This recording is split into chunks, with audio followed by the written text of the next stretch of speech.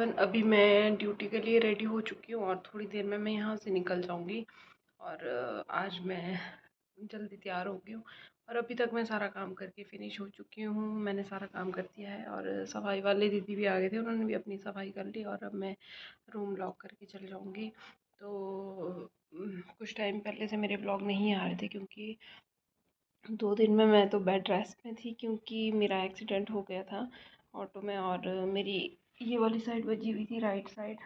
और अभी मुझे इधर पे दर्द होता है। अगर टैबलेट लो तो तब तो ठीक है, टैबलेट का असर ख़त्म हो जाता है तो फिर दोबारा दर्द स्टार्ट हो जाता है। तो मतलब काफ़ी ज़्यादा पेनफुल था मेरे लिए ये। और 2 दिन की छुट्टी ली थी मैंने और 2 दिन मैंने प्रॉपर रेस्ट किया। और कल भी मेरी ड्यूटी थी, कल तो मैं ड्यूटी गई थी और कल भी मुझे दर्द हो रहा था। और आज मैं थोड़ा बेटर फ़ील कर रही हूँ क्योंकि मेडिसिन ली है मैंने अभी मॉर्निंग में। तो अभी तो मुझे ठीक लग रहा है। और जैसे मैं बाहर जाती हूँ ना, गाड़ियों की आवाज़ वगैरह, मतलब ये साउंड मेरे को इतनी ज़्यादा परेशान करती है और मेरे को इतना ज़्यादा दर्द हो जाता है यहाँ पे। तो बहुत पेन होता है, मतलब क्राउड जहाँ पे शोर ज़्यादा होता है ना, वो मैं मतलब नहीं सहन कर पाती हूँ अब। क्योंकि अंदरूनी चोट जो होती है ना, वो मतलब उसका पता नहीं लगता। अगर तो बाहर की चोट हो, घाव वगैरह वो ठीक हो जाते हैं, तो फिर अंदर की चोट का कोई पता नहीं लगता है क्या हो ये।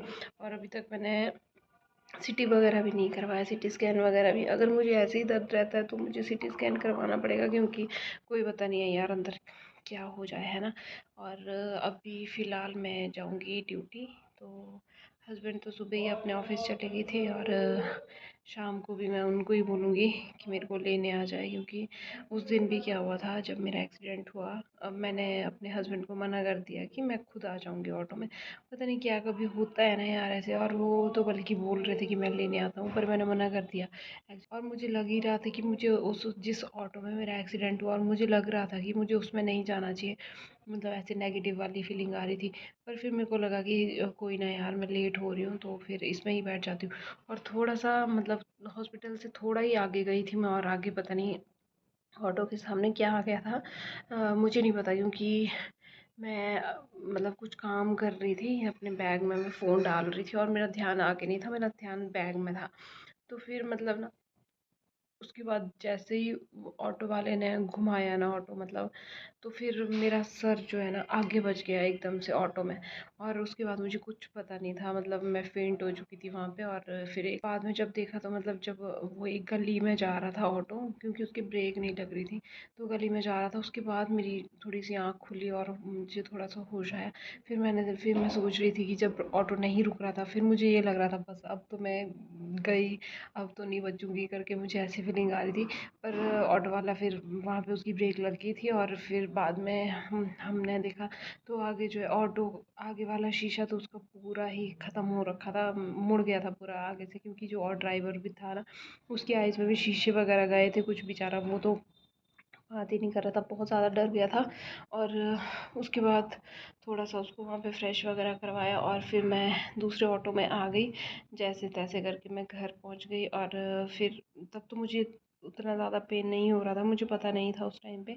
और मुझे याद ही नहीं आ रहा था लास्ट टाइम पे जब वो एक्सीडेंट हुआ था कि मैं क्या कर रही थी, मुझे याद ही नहीं आ रहा। मुझे दूसरे दिन याद आया है कि हाँ, मैं फ़ोन अपने बैग में डाल रही थी।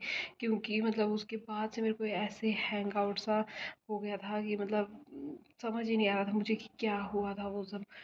और कुछ टाइम पहले मैंने आपको पिछले व्लॉग में भी बताया होगा कि मतलब पिछली बार भी मैं बच गई थी, एक गाड़ी वाले इतनी स्पीड में आ रहा था और मैं ऐसे भाग गई थी, उस टाइम भी मैं बच गई थी। पर इस बार नहीं बची यार, पता नहीं क्या आजकल थोड़े से होता है ना, वो ग्रह माड़े होते तो उस वजह से हो जाता है। और मतलब अब तो मुझे इतना डर लगता है ऑटो में बैठने का भी, मतलब 100 बार सोचती हूँ कि यार रात को तो ज़्यादा ही, क्योंकि दिन में तो चलो पता नहीं लगता है, दिन में ठीक है।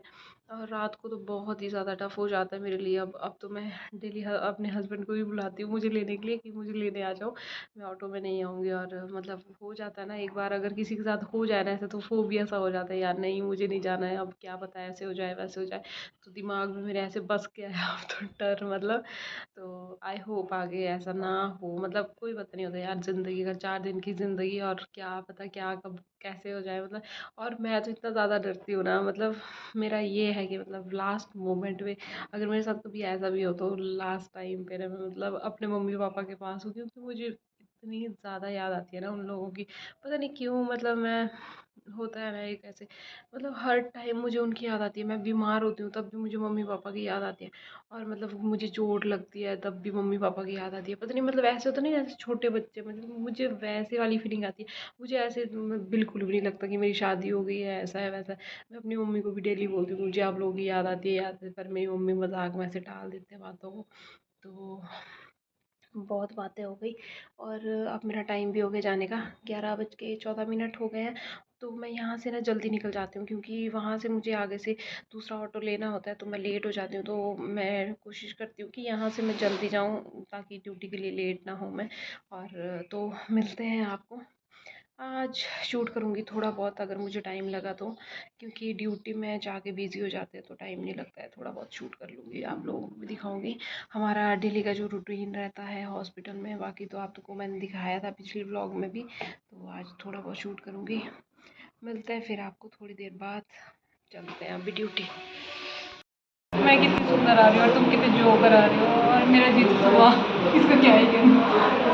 तो गाइस अभी हम यहाँ पे बैठे हैं, हमारी इवनिंग ड्यूटी, मेरी इवनिंग ड्यूटी है, और ये दोनों कबूतर शादी अटेंड करके आए हैं। शादी में कुछ भी नहीं लेके आए मेरे लिए, और वहाँ पे खा के आए। ये खुद तो स्मार्ट बन रहा है, ये इतना सुंदर लग रहा है। इसके नाम का पेशेंटों को मैनेज कर रहे हैं सारी, वो क्या बोलूँगी, ये क्या तेरे नाम का खाया है, विशेष पूरी कर रहे हैं। अभी मच्छर भगाएंगे जो हमारे पेशेंट प्राइवेट रूम है, वहाँ पे थोड़े मच्छर हो गए हैं, तो मच्छरों को भगाने का काम करते हैं ये। पिछले ब्लॉग में भी आपने यही मारा था और इसमें यही मारा है।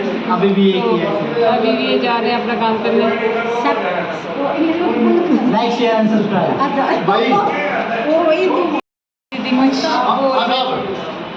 हाँ बोलो। तो गाइस एक आदमी यहाँ पे बहुत ज़्यादा शोर कर रहा है, वो हमें ब्लॉग बनाने नहीं दे रहा है। मोटा तो मोटा आदमी है, मोटा मुर्गी आप बोल रहे थे कुछ, like hot dog. Like share and subscribe. तो दीदी कुछ बोलना चाहते हैं मेरे ब्लॉग में, बोलो। लाइक शेयर एंड सब्सक्राइब जरूर करें। ममता की 102 में कितने हैं? 2 मरीज हैं। आंटी की तरफ से इसका चैनल लाइक शेयर और सब्सक्राइब क्यों करना। आंटी ये कहना चाहते हैं, आंटी की इंटरनल फीलिंग ये है। इंटरनल।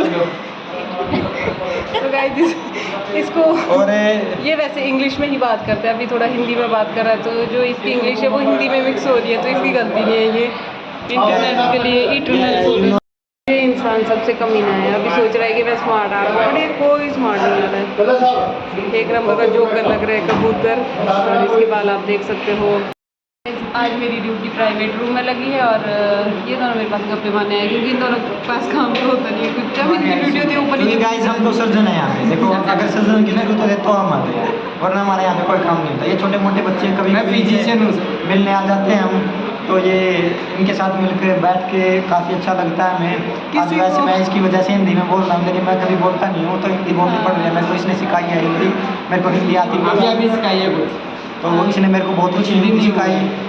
अब मेरे को थोड़ी थोड़ी आने लगी है, तो मैं हिंदी में बात करने की बहुत ज़्यादा कोशिश कर रहा हूँ, और इसकी वजह से मैं कामयाब भी हो रहा हूँ। तो ये हमारे सर्जन का कहना था। अब हम अपने फिजिशियन से पूछ लेते हैं कि मेरा कोई कहना नहीं है, मेरे मुंह में वर्ड ही नहीं है कुछ कहने के तो लिए। इन्होंने हमारी घोर बेइज्जती करवा दी है। कहने के लिए कोई वर्ड ही नहीं है। इनका हम कोई इंटरव्यू नहीं लेंगे, कोई इनसे सजेशन नहीं लेंगे। तो इस ब्लॉग को हम यहीं पे स्टॉप करते हैं अभी, स्टॉप नहीं करते, आगे भी वीडियो बनती रहेगी। तो बने रहिए मेरे ब्लॉग में, और मेरी वीडियो को लाइक शेयर सब्सक्राइब करना ना भूलें। बाय। तो गाइस अभी आशीष हमें गाना सुनाएगा गा के, क्योंकि मैं बोर हो रही हूँ बहुत ज़्यादा, मेरा काम भी हो चुका है। तो गाइस मैं इनको गाना सुनाने वाला हूँ, तो सुनाऊँ? सुनाओ। मैं तो रागनी सुनाऊंगा, रागनी। पहले ये डिसाइड कर लो किसने सुनाना है पहले। ये सुनाएगा। नहीं ये सुनाएगा। ये सुनाएगा। आप सुनाओगे। आप सुनाओगे। स्टार्टिंग आपसे करते हैं। दिमाग का मत करना। चरखा घूम के आप पे आ गए। तो गाइस अभी आशीष सर्जन जो है हमारे, वो गाना सुनाएंगे। तो गाइस रेडी है वो मेरा गाना सुनने के लिए? सुनाऊं? हाँ गाना। अब